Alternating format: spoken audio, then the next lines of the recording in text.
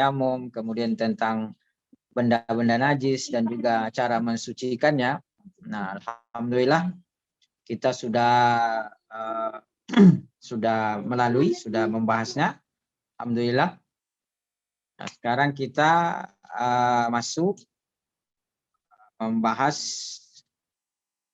tentang apa namanya kitabus shalah, tentang sholat. Jadi kita sekarang membahas tentang sholat.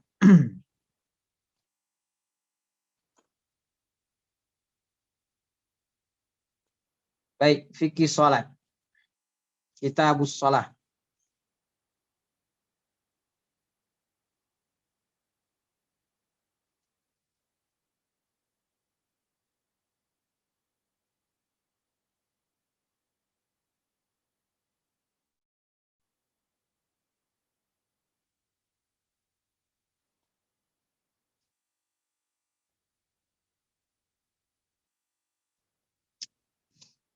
Ya.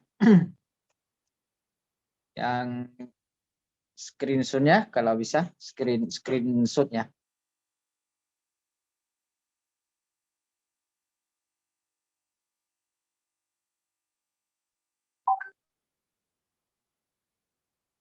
PowerPoint-nya ditampilkan biar bisa dibaca.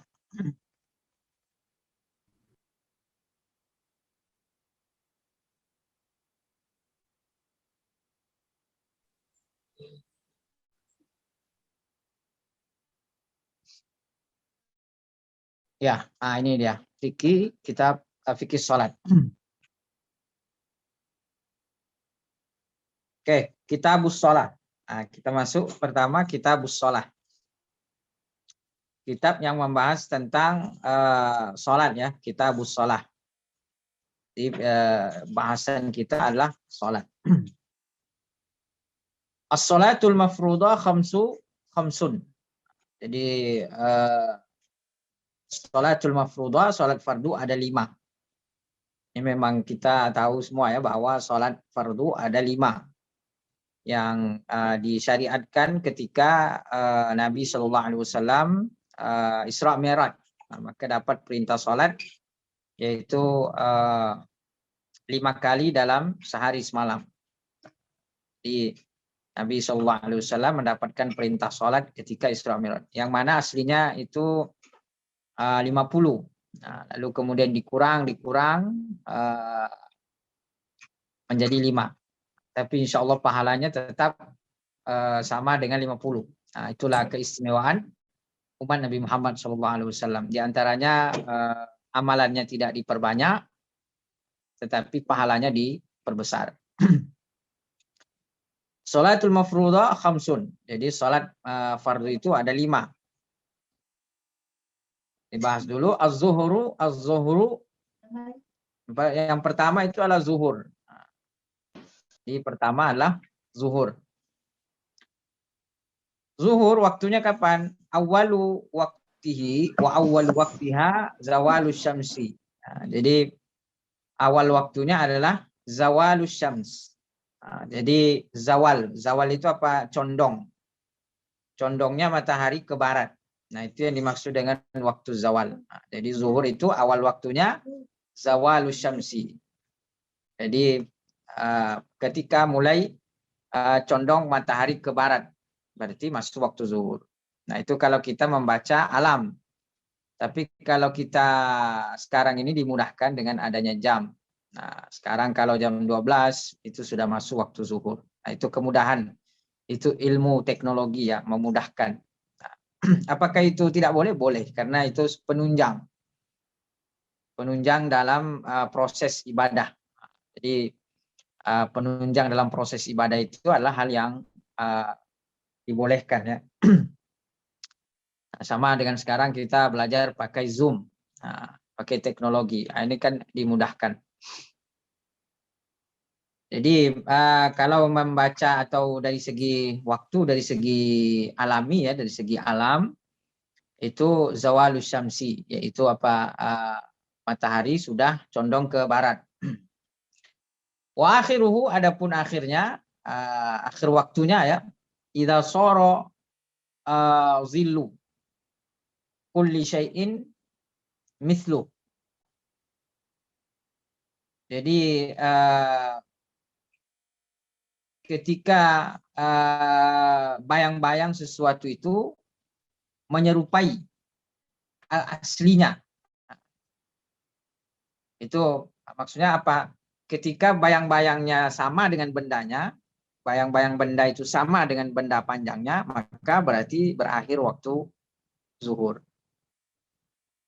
Jadi itu caranya mengetahui waktu sholat zuhur. Jadi waktu sholat zuhur itu ketika mulai condong ke barat matahari, ketika matahari mulai condong ke barat, kemudian berakhir ketika sesuatu sama panjang dengan bayang-bayangnya. Jadi bayang-bayang sesuatu itu sama panjang dengan aslinya. Berarti sudah selesai waktu zuhur. Jadi ada awalnya, ada akhirnya. Jadi sholat itu ada waktu masuknya, ada waktu keluarnya. Sekarang asar. Asar, sholatul asri. Yang kedua, wal asru. Wa awal waktiha, dan awal waktunya, asar itu awal waktunya kapan? Wal asru wa awal waktiha az-ziyada ala dhillil mithli. Nah, jadi awal waktunya itu adalah, tadi kan kalau zuhur berakhir ketika panjang bayang-bayang sama dengan aslinya. Nah, sekarang lebihkan dikit. Nah, jadi ketika lebih sedikit berarti waktu asar masuk. Jadi waktu zuhur keluar, waktu asar masuk. Jadi bayang-bayangnya itu lebih, bayang-bayang sesuatu itu lebih panjang sedikit daripada benda aslinya. Sesuatu asar awal waktunya ketika bayang-bayang sesuatu sudah lebih dari benda aslinya. Jadi ketika bayang-bayangnya lebih panjang sedikit daripada benda aslinya, maka masuk waktu asar. Nah, jadi waktu zuhur ketika sama panjang berakhir, maka ketika lebih sedikit berarti masuk waktu asar.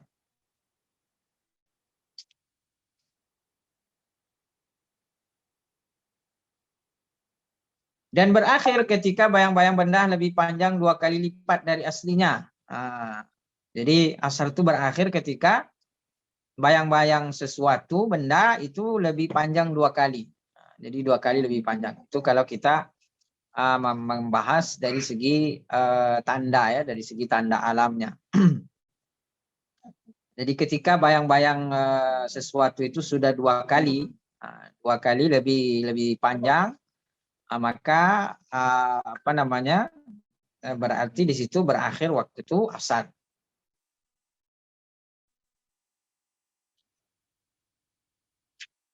Nah, ini ada pendapat lain dalam mazhab Syafi'i juga, yaitu waktu asar itu berakhir sampai terbenamnya matahari. Jadi matahari terbenam, sampai matahari terbenam. Artinya apa? Sampai masuk waktu maghrib. Nah, jadi sampai masuknya waktu maghrib. Nah, jadi maghrib selesai berarti asar berakhir masuk waktu maghrib. Jadi ada dua bentuk daripada habisnya waktu asar. Pertama adalah ketika benda 2 kali lebih panjang, bayang-bayang suatu benda 2 kali lebih panjang dari aslinya. Yang kedua adalah yang kedua adalah ketika terbenam matahari. Ketika matahari terbenam.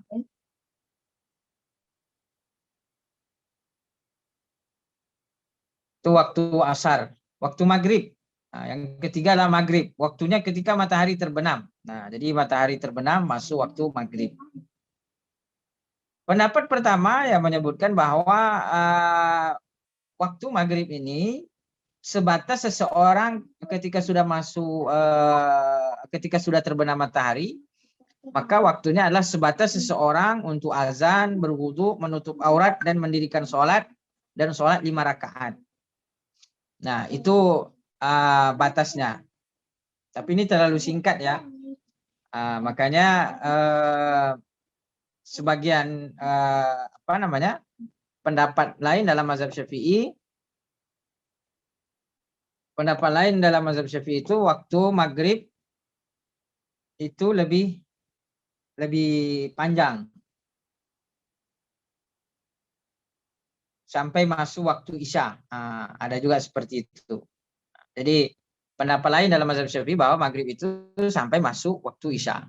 Tapi kalau di sini disebutkan bahwa waktu maghrib itu sebatas ketika terbenam matahari dan kemudian sebatas seorang azan, berwudu, menutup aurat dan mendirikan sholat dan sholat 5 rakaat. Nah, jadi itu batas waktu maghrib. Kalau di sini, tapi nanti kalau kita mengkaji lebih mendalam bahwa ada dua.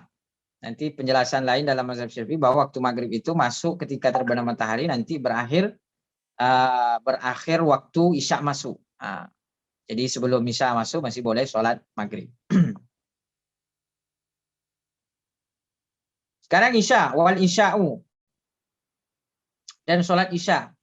Wal isya wa awal waktiha, awal waktunya, isya awal waktunya adalah ketika cahaya kemerahan, idza ghaba syafaqul ahmar wa akhiruhu fil ikhtiyar ila thulutsil lail wa fil jawazi ila tulu'il fajri tsani.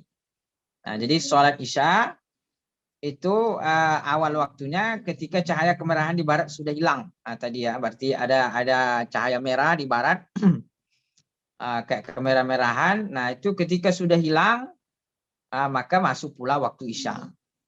Berarti tadi waktu maghrib berakhir masuk waktu isya. Dan isya awal waktunya ketika cahaya kemerahan di barat sudah hilang. Kapan akhirnya? Dan akhir waktu isya ini ada dua. Ada namanya waktu ikhtiyar. Wa akhiruhu fil ikhtiyar. Nah, jadi waktu ikhtiyar itu artinya sebaiknya. Sebaiknya berakhir waktu isya itu adalah sepertiga malam. Nah, jadi kita boleh memilih bahwa waktu isya itu berakhir sepertiga malam. Wafil jawazi ila tulu'il fajri tsani. Ya, pendapat kedua atau bukan pendapat kedua tapi pilihan kedua itu boleh juga waktu subuh, waktu isya itu berakhir tulu'il fajri tsani. Tulu fajri tsani itu adalah fajar kedua. Nah, jadi di sepertiga malam itu ada dua fajar. Pertama fajar kazib, yang kedua fajar shadiq. Nah, fajar kazib itu sepertiga malam. Fajar shadiq itu adalah memang masuk waktu subuh. Nah, jadi intinya bahwa sholat isya itu mulai waktunya ketika bayang-bayang merah di barat sudah hilang. Nah, kemudian setelah itu masuk waktu subuh, berarti akhir waktu isya.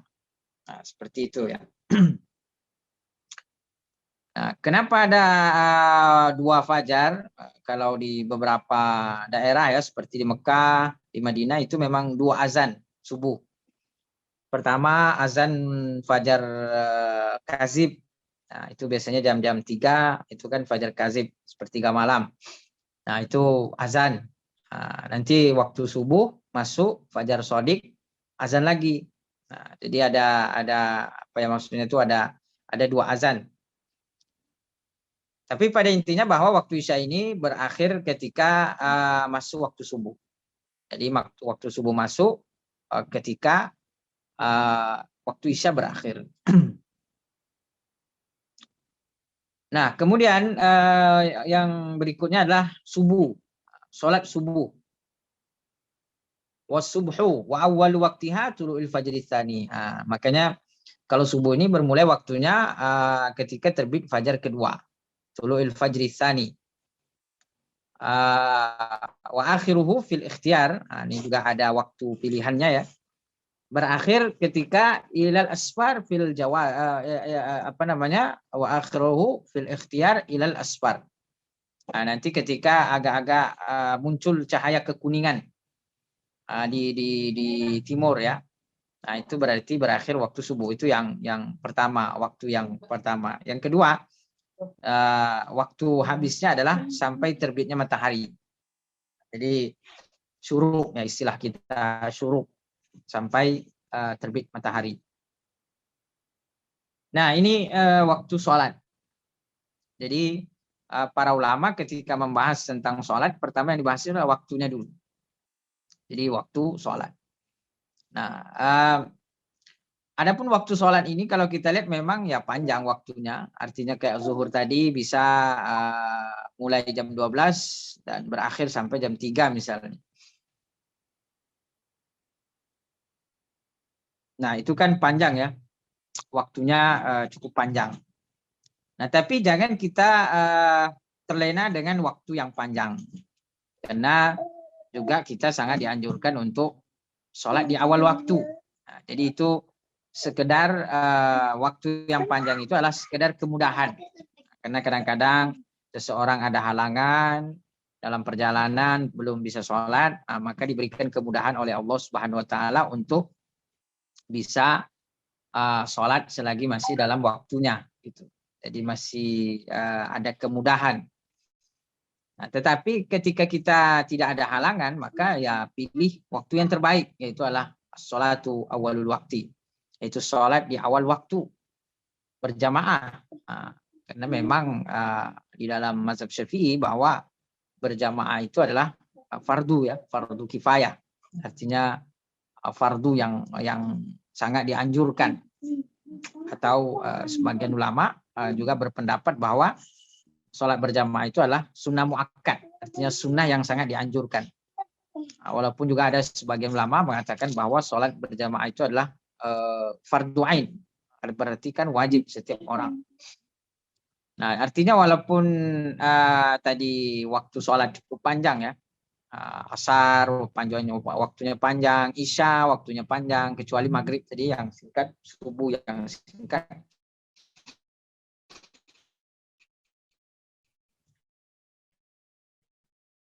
Nah, tetapi kita kalau bisa ya memilih waktu-waktu awal waktu itu adalah kekasih Allah, disayangi Allah, diridhoi oleh Allah. Sholatu fi akhir waktu, dan sholat di ujung-ujung waktu itu afullah, dimaafkan Allah. Nah, berarti kalau dimaafkan berarti ada kesalahan. Nah, karena memang kata para ulama kalau kita mengulur-ngulur waktu sholat sampai akhir, walaupun masih sholat di waktunya, tetapi ya apa namanya, kita kalau kelalaian ya, mengulur karena lalai itu bisa dosa juga.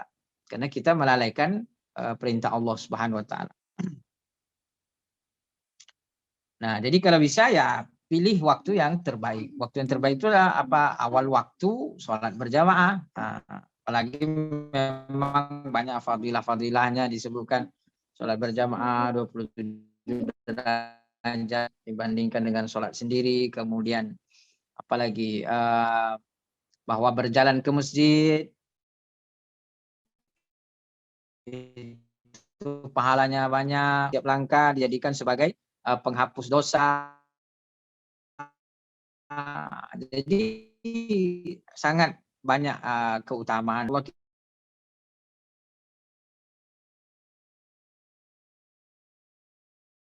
Tapi kalau sholat berjamaah itu biasanya lebih bagus kualitas sholat kita.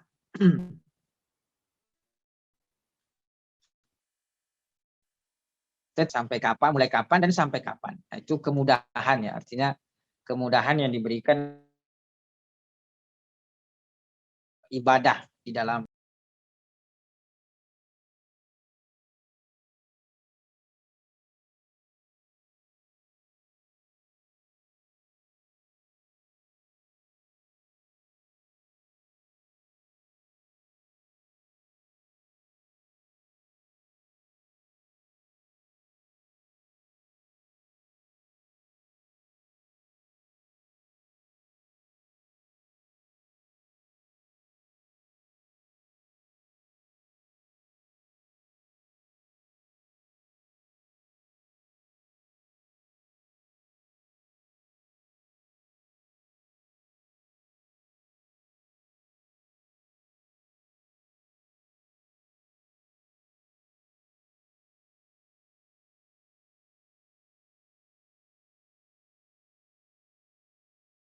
Kita versi kitab kuning, maka wasyara itu marfu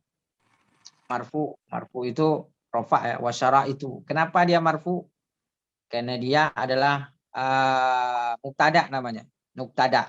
Wasyara itu mubtada. Kenapa dia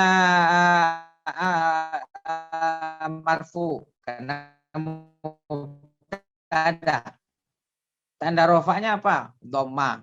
Wasyara itu tanda rofaknya dhamma. Kenapa tanda rofaknya dhamma? Karena dia jamak taksir. Jadi dalam kajian ilmu nahwu itu ada macam-macam kata benda. Nah, ada isim, ada isim itu bisa dibagi menjadi isim mufrad, ada isim tasniah, ada isim jamak atau isim musanna. Musanna. Kalau syara'id ini mufradnya syartun, satu syarat.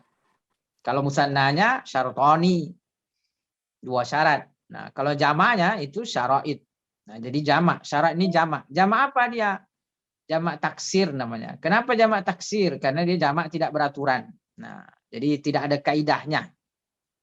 Pokoknya ya syara'id, jamaknya ya syara'id. Beda dengan muslimun, satu muslim. Muslimani, dua muslim. Muslimuna, tiga muslim atau banyak muslim.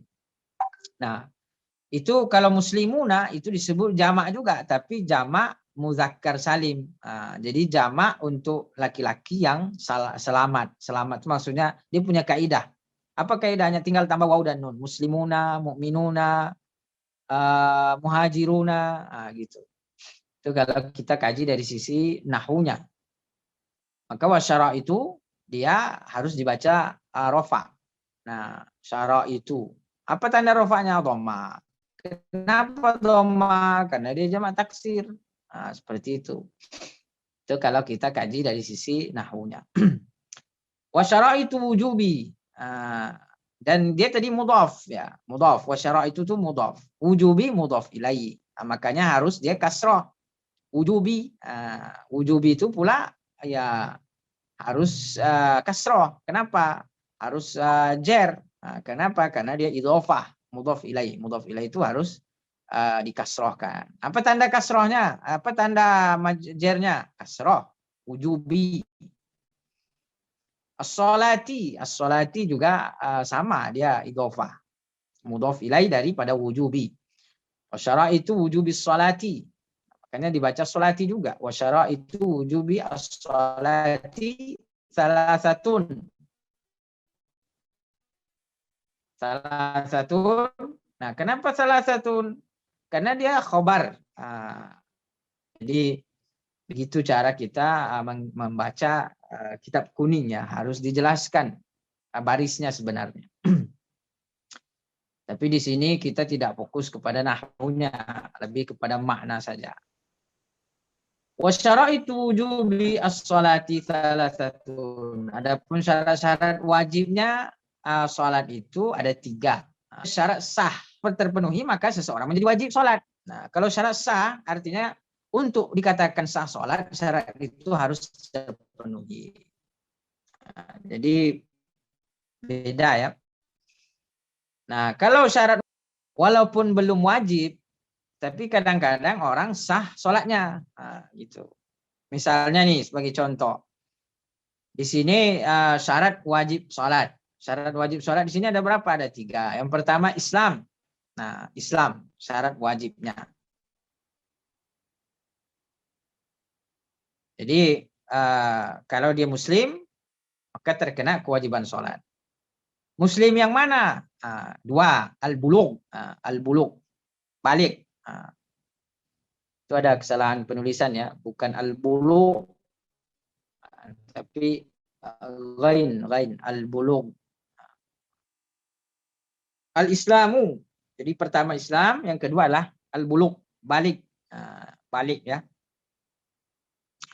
Nah, balik ini kan syarat wajib. Artinya kalau belum balik, belum wajib. Tapi kalau dia belum balik sholat, sah apa tidak sholatnya? Kalau terpenuhi syarat-syarat sahnya sah. Misalnya dia berwudu, suci dari hadas kecil, hadas besar, menutup aurat, masuk waktu sholat, maka walaupun dia belum balik, sah sholatnya. Tapi dia belum wajib. Nah, jadi itu bedanya syarat wajib dengan syarat sah. Jadi bisa jadi dia sah sholatnya, padahal dia belum wajib. Gitu.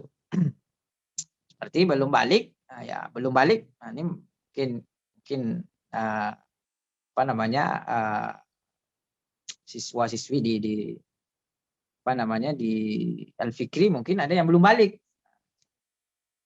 Tapi kalau dia sholatnya berwudu, suci, menutup aurat, maka sholatnya sah.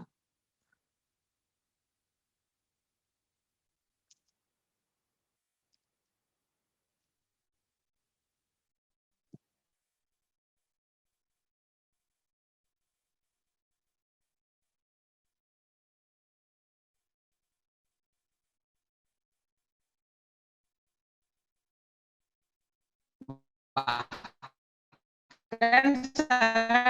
dianjurkan walaupun belum balik, dianjurkan sholat. Makanya disuruh akan anak-anakmu untuk sholat di umur 7 tahun. Sholat. Kenapa? Sebagai latihan. Nah, kalau dia sholat, sah sholatnya kalau terpenuhi daripada syarat sahnya. Dari hadas kecil, hadas besar, berwudu, kemudian apa lagi, menutup aurat, sah daripada sholat. Jadi kalaupun dia belum balik, sholat memenuhi syarat sahnya, sah sholatnya. Walaupun dia belum wajib, karena belum balik. Pahalanya belum balik sholat, maka memberikan pahala untuk orang tua. Dan Nabi SAW memerintahkan kepada para orang tua untuk memerintahkan anaknya sholat di umur 7 tahun. Sebagai apa? Sebagai laki sholat tidak mau, boleh dipukul. Padahal belum tentu balik. 10 tahun, maka sah. Bisa jadi sah sholatnya, padahal dia belum wajib. Yang ketiga adalah berakal. Berakal. Jadi berakal adalah syarat wajib. Maka orang gila tidak wajib sholat. Orang yang tidak berakal tidak wajib sholat. Orang yang pingsan tidak wajib sholat karena akalnya hilang. Apalagi orang gila tidak wajib sholat, akalnya hilang. Orang pikun tidak wajib sholat, akalnya hilang. Nah, jadi itu maksud berakal. Jadi balik, Islam balik berakal. Nah, kalau ada yang sudah balik tidak sholat, ya kemungkinan akalnya hilang kan gitu. Mungkin dia orang gila, tapi dia tidak gila. Ya mungkin pura-pura gila, atau memang malas sholat. Jadi intinya kalau dia sudah Islam balik berakal tidak sholat berdosa hukumnya. Nah kalau mau tidak sholat jadi orang gila tidak wajib sholat. Jadi ada juga enaknya jadi orang gila tidak wajib sholat. Makanya orang gila ini tidak sholat, dia tidak berdosa. Kita orang waras tidak sholat berdosa.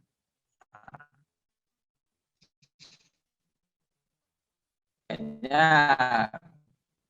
orang gila itu bisa jadi lebih mulia daripada kita. Kenapa? Orang gila dia tidak ada dosa. Apa yang dibuat dia tidak berdosa. Kita kalau orang waras tidak melaksanakan kewajiban kita berdosa. Kadang-kadang kita sebagai orang waras sering merendahkan orang gila. Padahal orang gila itu bisa jadi lebih mulia dari kita sebagai orang waras. Kenapa? Orang gila tidak ada kewajiban, tidak ada dosa. Kita orang waras kalau tidak melakukan kewajiban maka kita berdosa.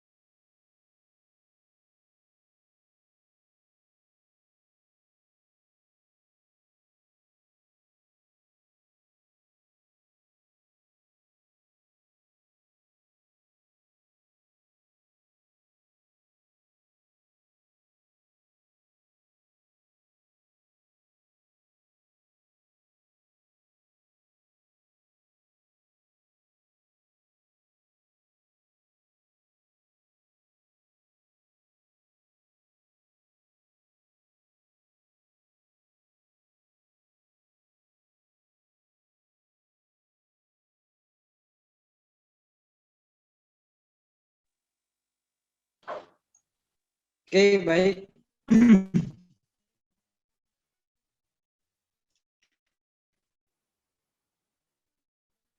Saya lanjutkan. Nah, itu tadi syarat wajib. Nah, jadi syarat wajib itu apa? Adalah syarat yang harus terpenuhi untuk seseorang dikatakan wajib sholat. Nah, jadi kalau dia tidak terpenuhi syarat wajib, karena dia tidak Islam. Siapa yang wajib sholat? Itulah Islam. Nah, maka sholat tidak bisa kita cela. Kenapa? Karena dia tidak wajib sholat.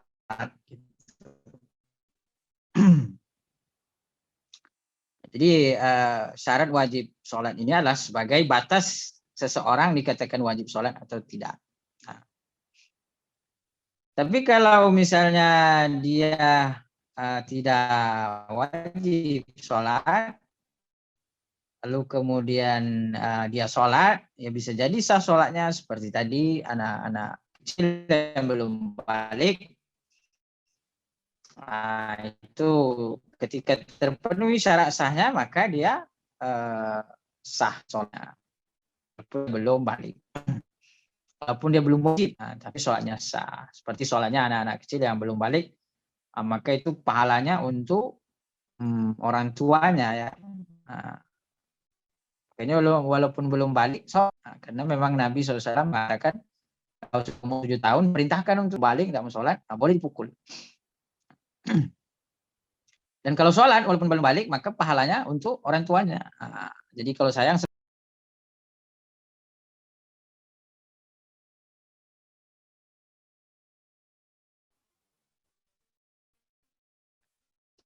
jadi selagi belum balik sholat,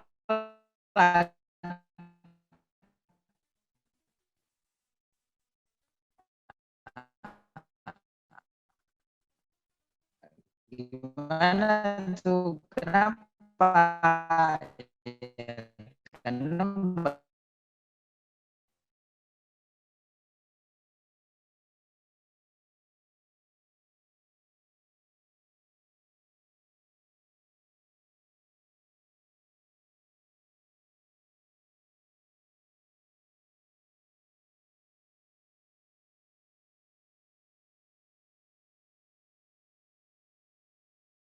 sholawatul masnunatu khamsun.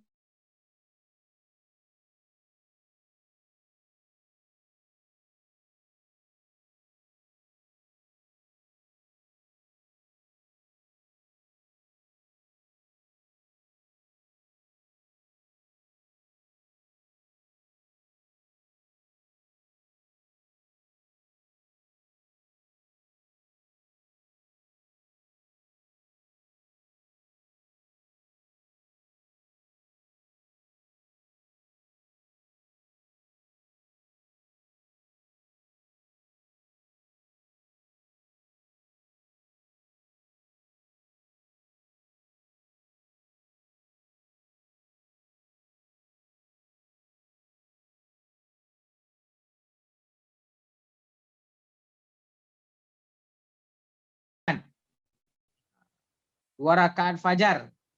Dua rakaat fajar ini disebut dengan sholat sunat fajar. Rakaat al-fajri. Rakaat al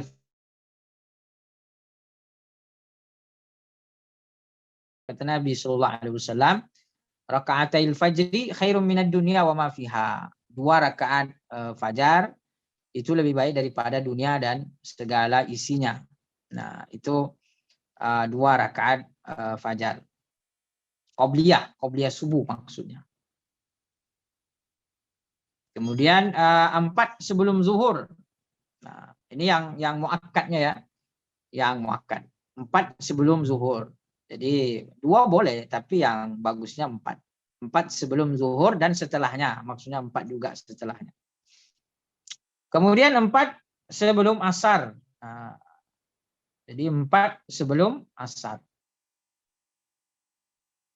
Warba'u qabla zuhri wa raka'atani ba'dahu. Tadi ada. Jadi sebelum zuhur itu 4, raka'atani ba'dahu. 2 rakaat setelah zuhur. Nah, jadi 4 rakaat sebelum zuhur, 2 rakaat setelah zuhur, wa raka'atani ba'dahu. Wa arba'un qabla al-asri, dan 4 sebelum asar. Jadi yang bagus tuh sebelum asar tuh 4 sholat sunnahnya. Tapi ya tetap pelaksanaannya 2 rakaat, 2 rakaat. Yang zuhur tadi gitu. Juga gitu 4 rakaat qabliyahnya. Jadi qabliyah zuhur tuh 4 rakaat. Tetapi apa namanya pelaksanaan salam 2 rakaat salam seperti itu.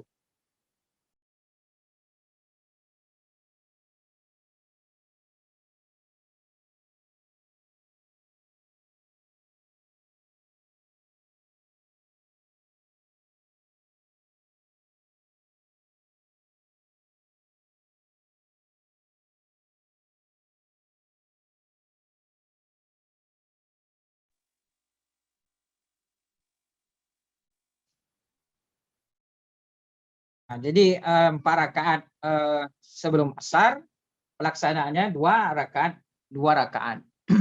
Jadi 2 rakaat salam, 2 rakaat salam.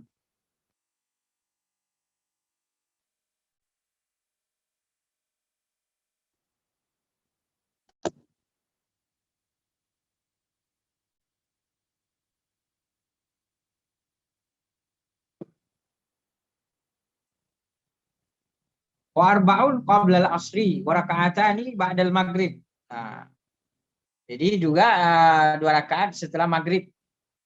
Nah, ini sholat rawatib ba'diyah. Apakah sebelum maghrib itu tidak ada? Ada. Tetapi tidak muakkad. Jadi boleh. Sebelum maghrib itu boleh sholat sunat. Tetapi memang dia tidak muakkad ya. Nah, jadi boleh sebelum maghrib. Tapi yang muakkad, sholat sunat muakkadnya itu adalah nanti 2 rakaat setelah maghrib. Wa salasun ba'dal isya. Jadi setelah isya 3. Kok bisa 3? Yutiru bi wahidatin min, satunya witir. Jadi disunahkan sholat sunat witir setelah isya bagi yang memang mungkin dia khawatir tidak bangun nanti sepertiga malam. Tapi kalau dia yakin bangun sepertiga malam, maka witir itu sebaiknya di sepertiga malam atau di akhir. Yutiru biwahidati minhunna wa salasu nawafil muakkadat. Selain daripada apa namanya, selain dari sholat sunat-sunat ini, ada lagi sholat sunat yang lain yang juga muakkad. Apa itu? Sholatul lail. Sholat malam. Ini maksudnya tahajud. Wa minal laili fatahajjad bihi nafilatan laka. Jadi ada sholat tahajud.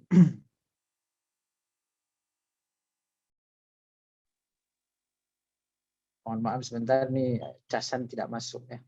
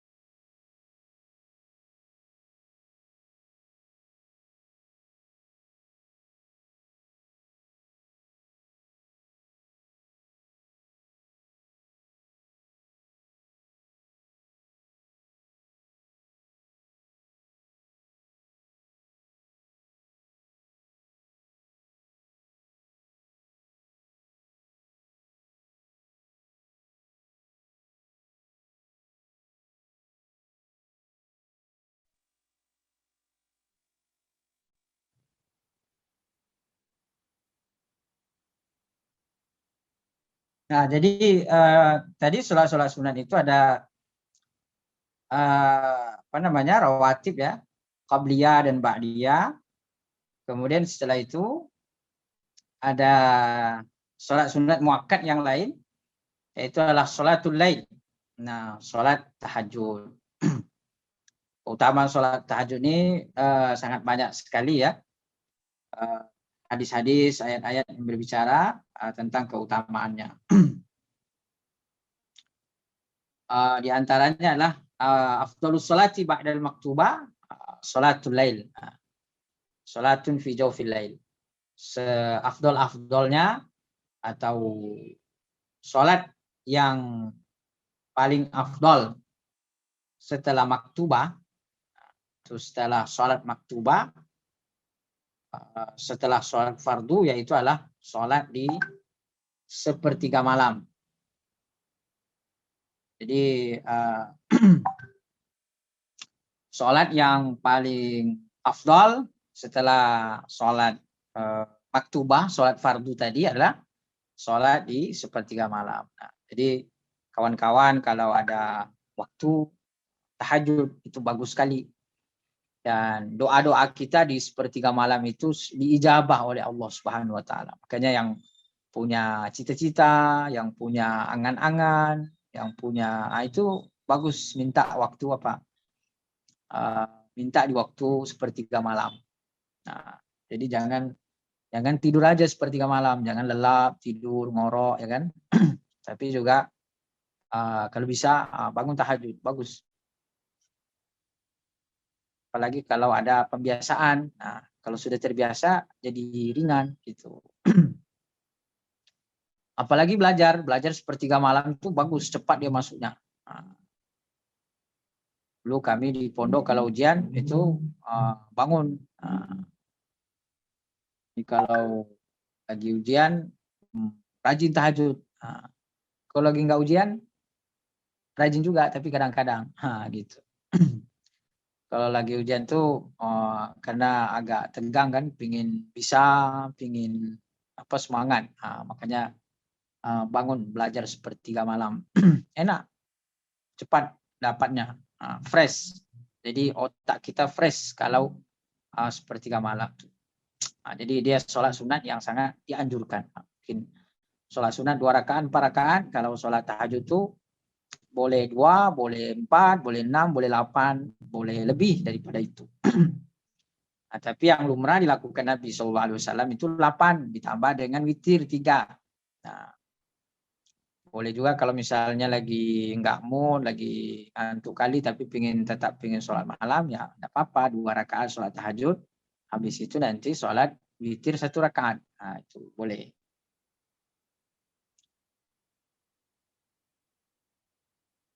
Itu sholatul lail. Nah, jadi sholatul lail itu maksudnya adalah sholat tahajud. Nah, berikutnya apalagi sholatul duha. Nah, sholat duha. Sholat duha ini juga ya banyak ya fadilahnya, keutamaannya, dan sholat duha ini cenderung lebih mudah. Kenapa? Karena sholat duha ini bukan waktu tidur, tapi waktu aktivitas. Misalnya ada kawan-kawan, adik-adik sekolah waktu istirahat, tidak apa-apa, pakai sebentar, pergi sebelum belanja kan, pergi ambil wudhu, kemudian sholat duha sebentar. Itu terasa fresh. Ya, bagus juga sholat duha ini menjaga sholat duha.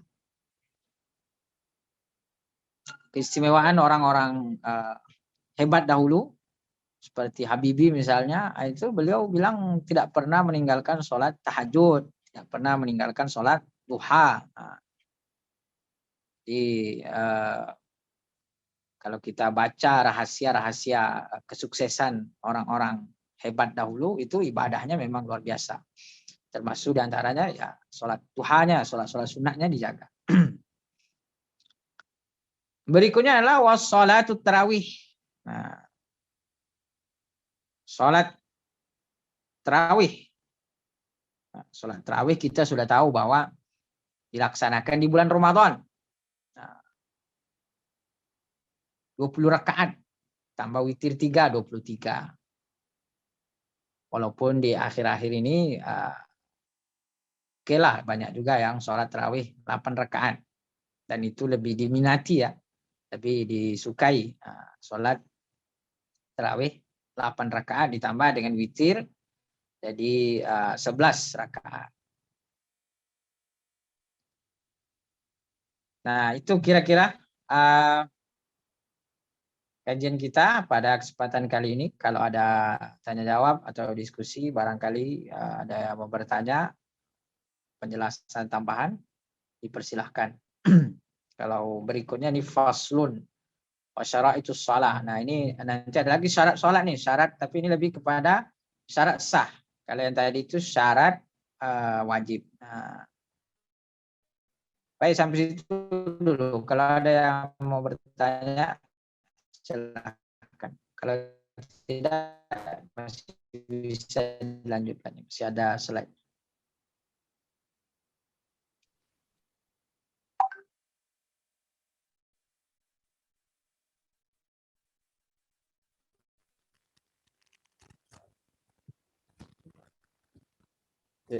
Assalamualaikum Ustaz.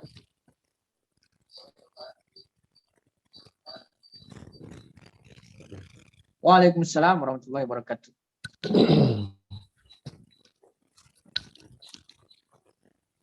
Saya ada mau ditanyakan sikit Ustaz dari salam Ustaz.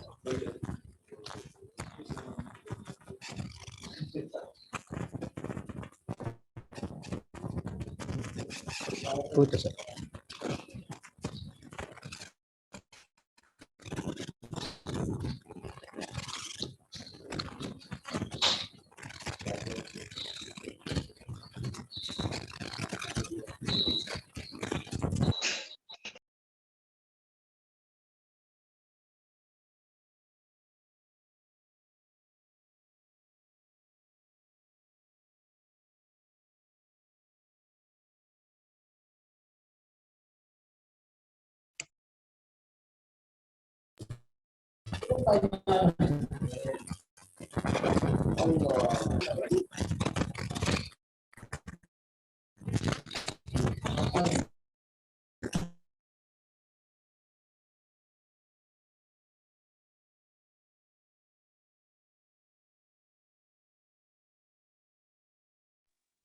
Ya, silakan. Mohon maaf tadi ada telepon masuk.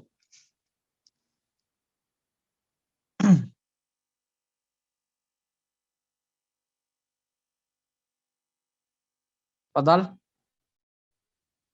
Suaranya belum kedengaran.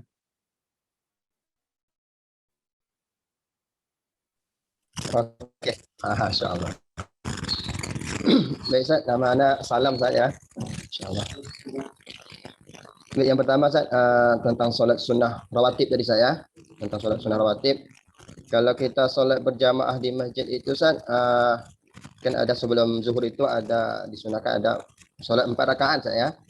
Sebelum zuhur atau 2 rakaat sebelum zuhur. Jadi di situ kita apakah solat tahiyatul masjid dulu atau kita langsung solat sunnah?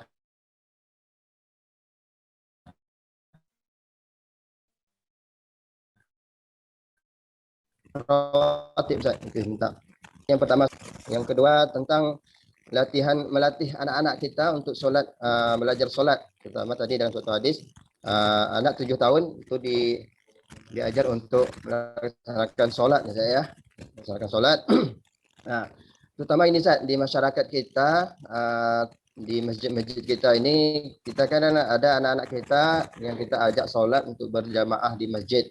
Nah, kadang-kadang lihat di sebagian masjid itu ditulis dilarang membawa anak untuk solat berjamaah. Nah, ini ya, turutlah di situ jelaskan anak sekian tahun baru boleh ke masjid. Ini minta penjelasan saya, apakah nanti kan kalau kita meminta dengan masjid ya, tidak mau, bukan tempat main dia untuk masjid ya, untuk solat, mengajak solat aja susah anak-anak, sehingga di masjid-masjid itu ya banyak orang-orang tua, anak-anak, keramaian anak-anak untuk ke masjid itu jarang sekali Ustaz.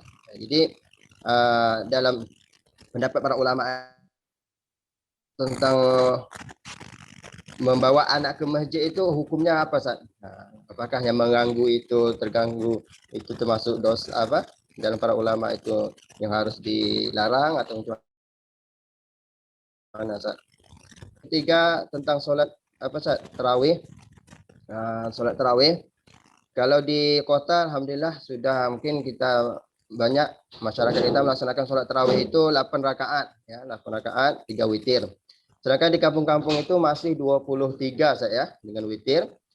23. Sedangkan 23 ini Ustaz memakan waktu itu kadang setengah jam selesai Ustaz. Setengah jam selesai solat. Karena kita lihat dari gerakan, dari segi bacaan itu ya, kita lihat dari ya, apalah kita yang Ustaz, kurang apalah Ustaz. Kita melaksanakan solat itu kita mengikuti imam atau kita solat di rumah sendiri atau gimana Ustaz? Lebih bagus macam mana kita mengikuti jamaah, tapi jamaah itu dengan solat kondisi dengan cepat, tak ada tumak ninahnya, bacaannya cepat ya, sehingga 23 rakaat tadi cepat, dengan setengah jam itu bisa tuntas langsung. Apakah kita lebih baik kita solat di rumah berjamaah sama anak istri atau gimana Ustaz? Mohon Ustaz penjelasan. Mungkin itu saja Ustaz, 3 pertanyaan dari ana. Assalamualaikum warahmatullahi wabarakatuh. Waalaikumsalam warahmatullahi wabarakatuh. Insyaallah Ustaz.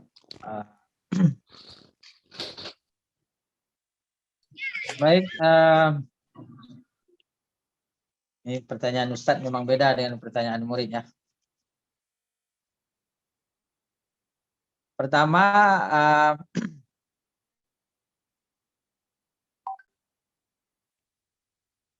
sholat sunat ketika kita masuk masjid.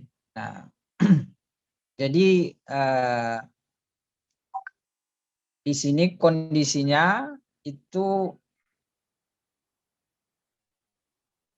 ketika kita masuk masjid dan ada kelapangan untuk sholat tahiyatul masjid dan sholat qabliyah, bagus dilaksanakan dua-duanya. Jadi pahalanya lebih banyak. Kaidahnya kan semakin banyak ibadah, pahalanya semakin banyak.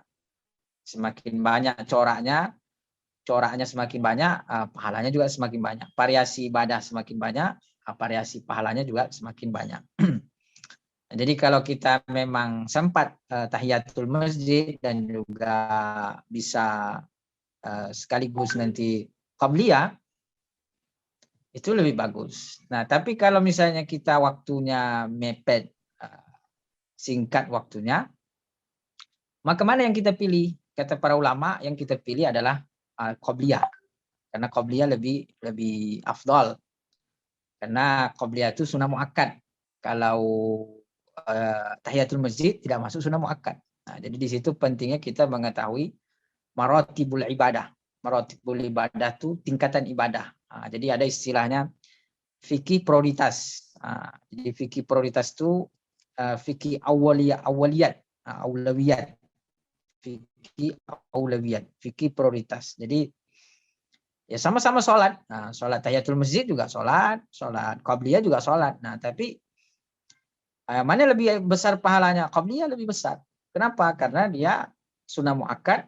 Kalau tahiyatul masjid dia tidak muakkad. Nah, yang kedua dalam mazhab Syafi'i, memang dalam mazhab Syafi'i kalau kita sholat sunat qabliyah otomatis dapat sholat sunat tahiyatul masjid. Nah, jadi sholat sunat tahiyatul masjid itu laisat maksudatan bidzatiha. Jadi sholat sunat tahiyatul masjid itu tidak menjadi maksud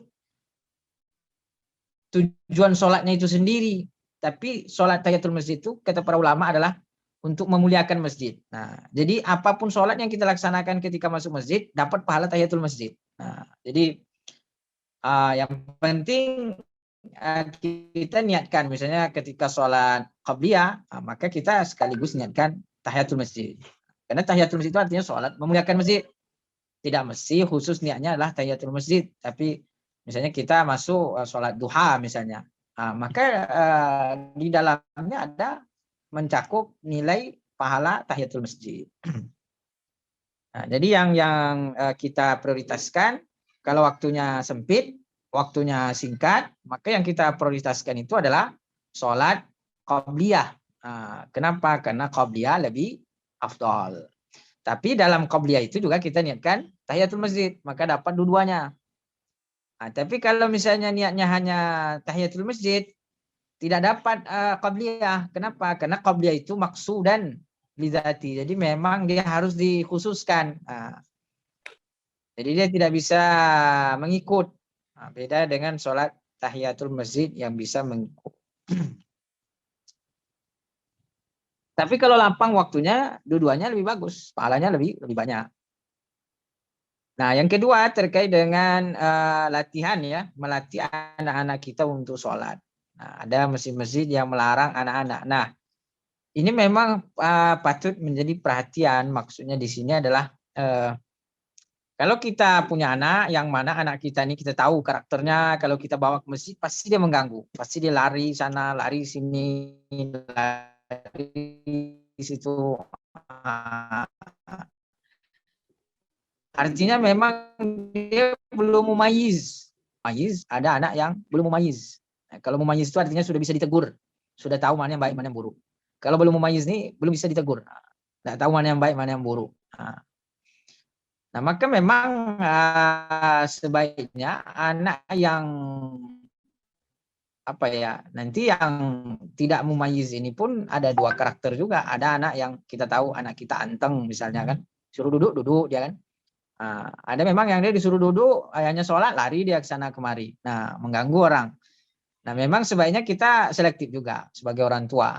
Kenapa? Karena memang ada orang-orang yang sholat itu payah kalau terganggu. Nah, tetapi kalau dia sudah mumayyiz, sudah bisa ditegur, sudah bisa diberitahu, maka sebaiknya ya bawa ke masjid. Nah, kita bawa ke masjid. Kenapa? Karena untuk latihan. Nah, dan dia sudah bisa diberitahu, sudah bisa ditegur, sudah bisa di apa namanya. Adapun dia ribut nanti ya itulah karakter anak-anak. Tidak bisa kita mengapa namanya menghambat mereka. Karena nanti malah mereka jadi takut dengan masjid. Nah, gitu. Jangan sampai nanti ada juga yang bilang lebih baik kita risih mendengarkan suara anak di masjid, anak-anak di masjid daripada kita risih karena tidak ada lagi anak-anak yang mau ke masjid. Nah, itu kan. Nanti lebih sedih lagi. Lebih sedih mana kita terganggu oleh suara anak-anak di masjid atau sedih karena anak-anak tidak ada yang mau ke masjid. Nah, itu. Nah, tapi memang tadi perlu juga diperhatikan bahwa ketika memang anak itu belum mumayyiz dan tidak bisa dibilang kembangan. Nah, ini saya rasa ya kecerdasan orang tua lah yang bisa membaca anaknya mumayyiz atau tidak.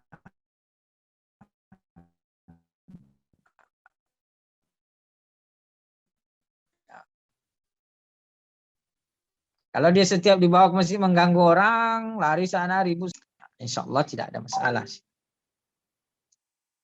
Kemudian berikutnya adalah tarawih 8 rakaat atau 23 rakaat. Kalau di kota-kota 8 rakaat memang. Sebenarnya ini perlu kita ketahui bahwa kalau mazhab 4 sebenarnya tarawih itu 20 rakaat. Jadi kalau mazhab 4 tidak ada tarawih sebenarnya 8 rakaat. Tapi salah boleh lah, maksudnya sebagian para ulama membolehkan. Jadi adalah dalilnya juga ada 8 rakaat tarawih. 11 rakaat. Tuh. Tapi kalau pendapat yang kuat dalam mazhab yang 4 itu tarawih 20 rakaat atau 23. Nah, gimana kalau tarawihnya cepat tanpa tumanina? Nah, ini jadi persoalan. Jadi memang tidak hanya bilangan rakaatnya yang perlu diperhatikan, tapi juga adalah kualitasnya. Jadi beribadah itu bukan kuantitas ya, tapi memperhatikan juga kualitas, bukan sekadar kuantitas, tapi kualitas. Jadi bukan hanya dari segi kamnya, berapanya, tetapi juga kaifa. Kaifanya itu kualitasnya. Jadi kaif, kualitas. Ya, kalau dia misalnya 23 dan berkualitas, nah itu lebih bagus kan gitu. Nah, tapi kalau misalnya 23 tidak berkualitas, ya tentu 8 rakaat berkualitas ya lebih bagus kan gitu. Tapi kalau dia misalnya 23 berkualitas, tentu lebih bagus daripada 8 rakaat yang berkualitas gitu. Jadi, nah kalau tidak ada tumak nina ya jadi persoalan, maka ya lebih baik cari tempat lain yang tumak nina, gitu, yang bisa sholat lebih santai, lebih nyaman, daripada kita beribadah tapi ibadah kita itu sendiri kita ragu diterima apa tidak gitu. Kenapa? Karena sholat itu kan butuh tumak nina. Tumak nina itu kan rukun dari sholat. Nanti kita masuk bahas tentang rukun-rukun sholat. Rukun sholat itu diantaranya adalah tumak nina. Kalau nggak pakai tumak nina gimana? Maka ya kemungkinan besar tertolak. Gitu. Gimana kita beribadah tapi kita sendiri ragu. ragu dengan ibadah kita diterima atau tidak. Kata Nabi SAW, da' ma yuribuka ila ma la yuribuk. Tinggalkan sesuatu yang kamu ragukan kepada hal-hal yang tidak kamu ragukan. Nah, itu. Wallahu a'lam. Baik, silakan kalau ada lagi. Atau waktu udah habis. Jazakallah saya. Afwan.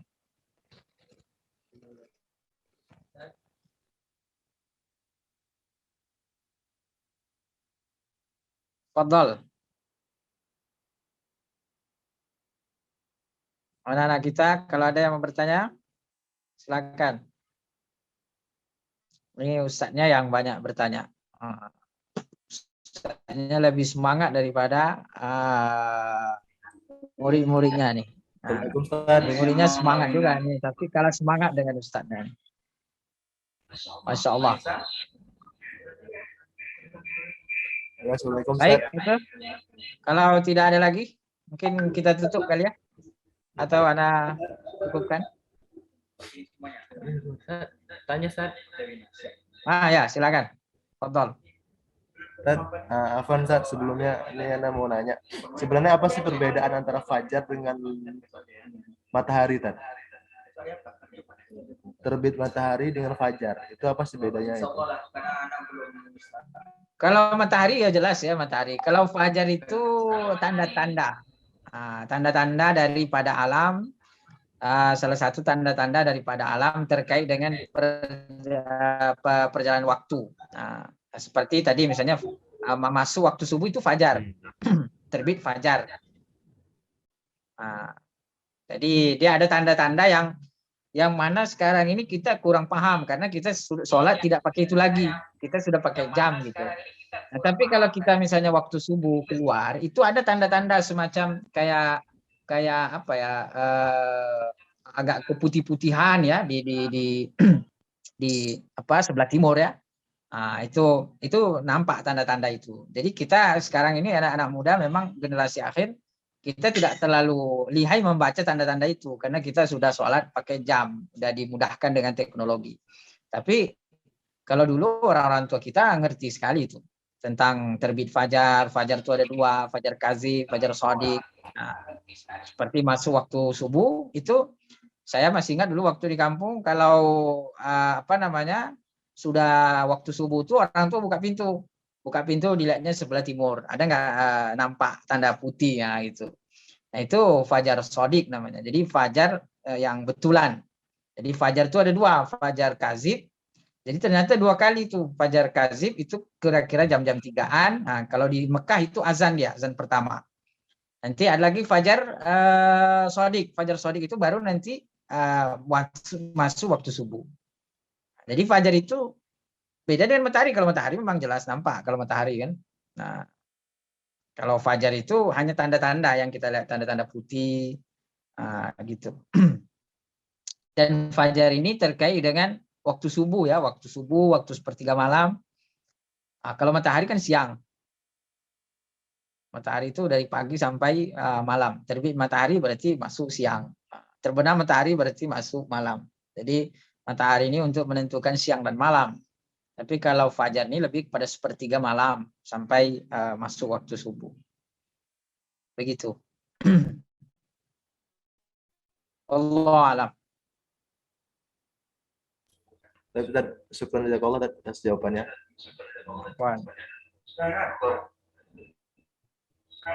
Mana? Ada lagi? Cukup? Kita tutup?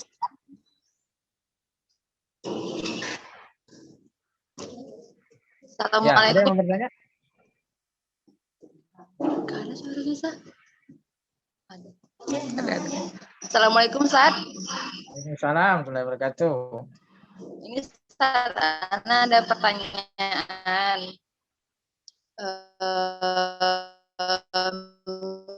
Misalnya Ana mau mengerjakan sholat sunnah sebelum asar, misalnya.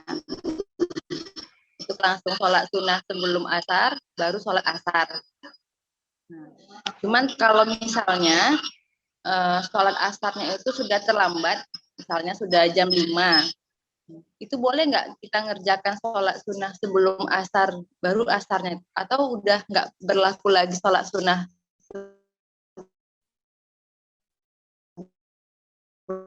sebelum asarnya Ustaz.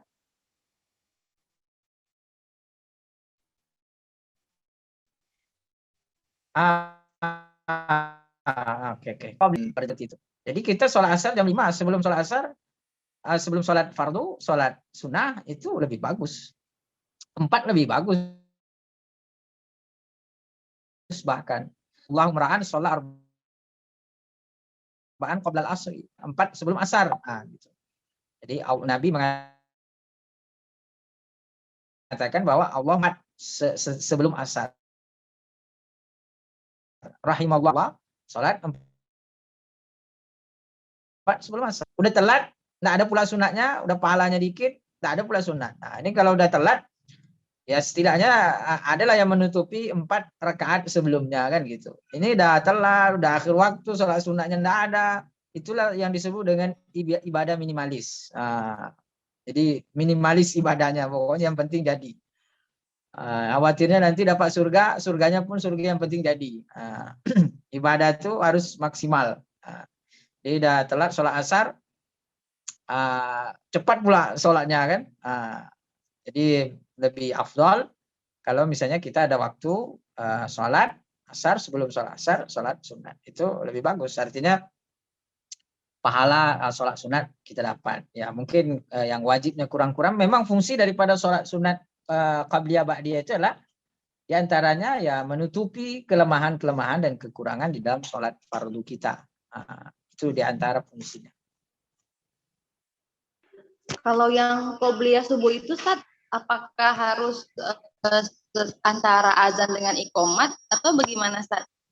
Ya, itu harus antara azan dan iqamah. Itu yang disebut dengan sholat fajar 2 rakaat. Rakaat al-fajri khairum minad dunya wa ma 2 rakaat fajar lebih baik daripada dunia dan isinya. Nah, itu sebelum antara azan dan iqamah, qobliyah subuh. Jadi dia banyak namanya. Qobliyah subuh, sholat sunat fajar, apa namanya? Ya itulah.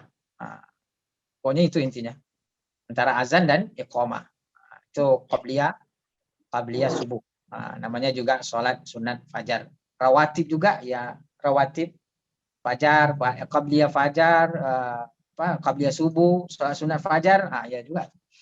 Jadi dia banyak namanya. Tapi intinya itu bahwa sholat antara azan dan iqamah sebelum pelaksanaan sholat subuh. Oke, baik Ustaz. Syukran Ustaz. Afwan.